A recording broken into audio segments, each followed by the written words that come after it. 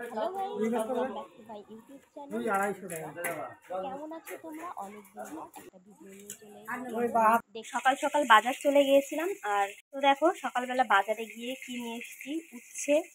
তো উচ্ছে দিয়ে আলু দিয়ে রুই মাছের ঝোল হবে।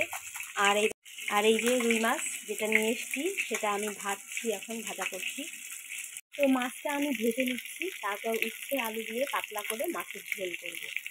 এই উচ্ছেটা আমি কেটেছিলাম, সেটা আমি জলের মধ্যে ভিজিয়ে একটু লবণ দিয়ে দিলাম। এতে কি হবে, উচ্ছের যে তেতো ভাবটা সেটা অনেকটা কমে যাবে। এই লবণ জলে উচ্ছেটাকে ভিজিয়ে রাখলাম।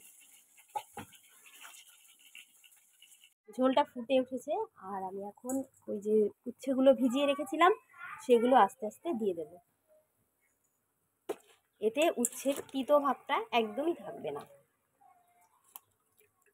তিতো খেতে আমি একদমই পছন্দ করি না, তো যতটা তিতো কমানো যায়।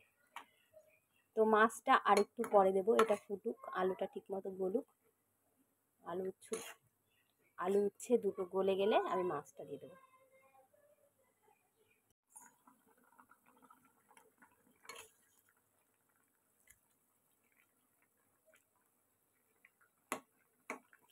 দেখো আমার আলু গলে এসেছে, গলেই গেছে।